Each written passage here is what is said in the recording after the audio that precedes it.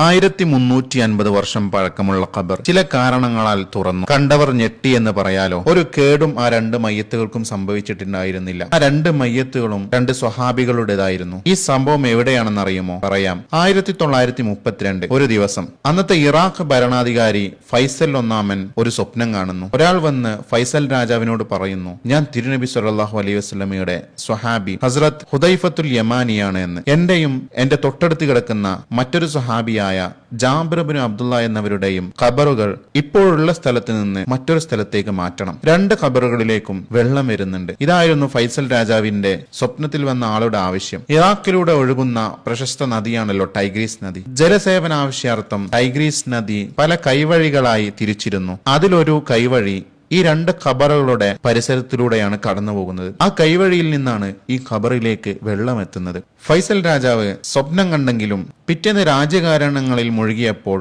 ആ സ്വപ്നത്തെക്കുറിച്ച് മറന്നുപോയി. പിറ്റേ ദിവസം അതേ സ്വപ്നം ഫൈസൽ രാജാവ് വീണ്ടും കണ്ടു. രാജാവ് പരിഭ്രാന്തനായി. അത് വെറും സ്വപ്നമായിരിക്കുമെന്ന് കരുതി രാജാവ് അതിനെ അത്ര ഗൗനിച്ചില്ല. മൂന്നാമത്തെ ദിവസം ഇറാഖിലെ അന്നത്തെ ഗ്രാൻഡ് മുഫ്തിയും ഇതേ സ്വപ്നം കാണുകയുണ്ടായി. ഹസ്രത്ത് ഹുദൈഫ റളിയല്ലാഹു അൻഹു ഗ്രാൻഡ് മുഫ്തിയുടെ മുമ്പാകെയും ഇതേ ആവശ്യം ഉന്നയിച്ചു.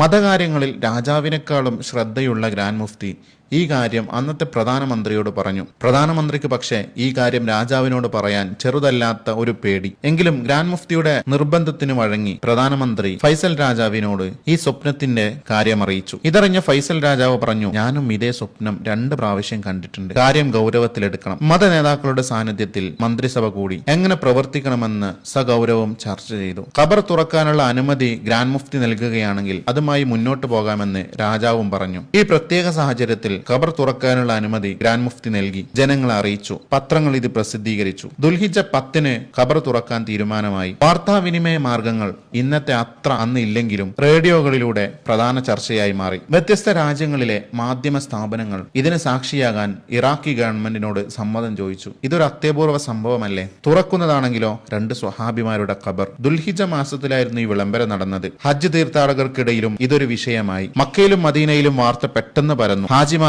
തന്നെ ഖബർ മാറ്റുന്ന സംഭവത്തിന് സാക്ഷിയാകാൻ താല്പര്യമുള്ളവരുണ്ടായിരുന്നു. ഹജ്ജ് കഴിഞ്ഞുള്ളൊരു ദിവസത്തേക്ക് മാറ്റിവെക്കാനുള്ള ആവശ്യം ഇറാഖി ഗവൺമെന്റിനോട് ലോകത്തിന്റെ നാനാഭാഗങ്ങളിൽ നിന്ന് അപേക്ഷ വന്നു. ആ ആവശ്യം അനുവദിക്കപ്പെട്ടു. ഖബർ തുറക്കാമെന്ന് തീരുമാനിച്ചു. എങ്ങോട്ട് മാറ്റി വെക്കണം? ചർച്ചകൾ നടന്നു. തിരുനബി സല്ലല്ലാഹു അലൈഹി വസല്ലമയുടെ സഹചാരിയും സ്വഹാബിയുമായ സൽമാൻ ഇബ്നുൽ ഫാരിസ് റളിയല്ലാഹു അൻഹു അന്ത്യവിശ്രമം കൊള്ളുന്നത് ഇറാഖിലെ മദായിൻ എന്ന് മുമ്പ് അറിയപ്പെട്ടിരുന്ന സൽമാൻ പാക്കിലാണ്. കൂടിയാലോചനകൾക്ക് ശേഷം അങ്ങോട്ട് ഖബർ മാറ്റാമെന്ന് തീരുമാനിച്ചു. അങ്ങനെ നിശ്ചയിച്ച ദിവസം വന്നെത്തി. ബാഗ്ദാദ് സജീവമായി. ലോകത്തിന്റെ വിവിധ ഭാഗങ്ങളിൽ നിന്നും ബാഗ്ദാദിലേക്ക് ആയിരക്കണക്കിന് ആളുകൾ വന്നു. 20-ാം നൂറ്റാണ്ടിലെ ആളുകൾക്ക് 6-ാം നൂറ്റാണ്ടിലെ തിരുനബി സല്ലല്ലാഹു അലൈഹി വസല്ലമയുടെ സ്വഹാബിമാരുടെ ജനാസയിൽ പങ്കെടുക്കുക എന്നത് അന്ന് ആളുകൾക്ക് അവിശ്വസനീയമായ കാര്യമാണല്ലോ. 1932 ആ തിങ്കളാഴ്ച ബാഗ്ദാദിൽ അന്ന് ഒരുമിച്ച് കൂടിയത് ഇറാഖിലെ ഭരണാധികാരി ഫൈസൽ രാജാവ്, ഗ്രാൻഡ് മുഫ്തിമാർ, പ്രധാനമന്ത്രി, ലോകത്തിന്റെ വിവിധ ഭാഗങ്ങളിൽ നിന്ന് വന്ന മാധ്യമ പ്രവർത്തകർ, ഫോട്ടോഗ്രാഫേഴ്സ്, ഹജ്ജ് കഴിഞ്ഞ് ധൃതിയിൽ വന്ന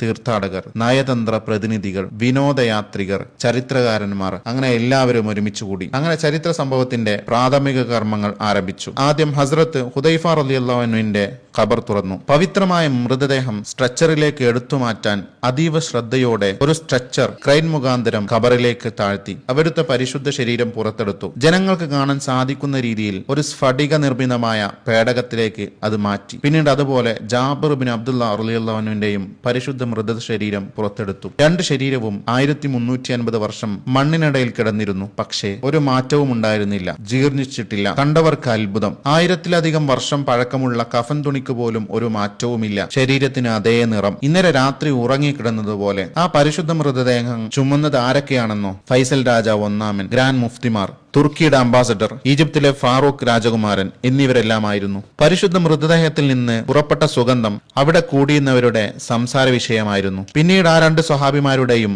പരിശുദ്ധ മയ്യത്ത് സൽമാൻ പാക്കിൽ മറവ് ചെയ്തു.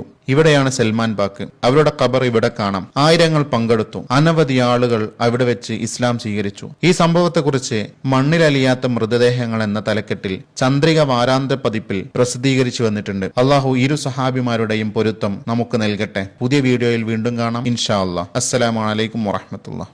ഒരു മിനിറ്റ്. ഇത്തരം ചെറിയ വീടുകളിൽ താമസിക്കുന്ന പാവപ്പെട്ട മനുഷ്യർക്ക് ശുദ്ധജലം കൊടുക്കാൻ താല്പര്യമുണ്ടോ? നമ്മുടെ കുടുംബത്തിൽ നിന്ന് മരണപ്പെട്ടവരുടെ പേരിൽ ഒരു സമ്മാനമായി ഇത് ചെയ്തു കൊടുക്കാം. ഇന്ത്യയുടെ വിവിധ ഗ്രാമങ്ങളിൽ താമസിക്കുന്ന ജീവിതത്തിന്റെ രണ്ടറ്റം മുട്ടിക്കാൻ പ്രയാസപ്പെടുന്ന പാവപ്പെട്ട മനുഷ്യർക്ക് അത് വലിയ ആശ്വാസമാവും. ഒരു കുടിവെള്ള പദ്ധതി ഏറ്റെടുക്കാനോ കഴിയുന്ന ഷെയർ ഏറ്റെടുക്കാനോ താല്പര്യമുള്ളവർ കോൺടാക്ട് ചെയ്യുമല്ലോ.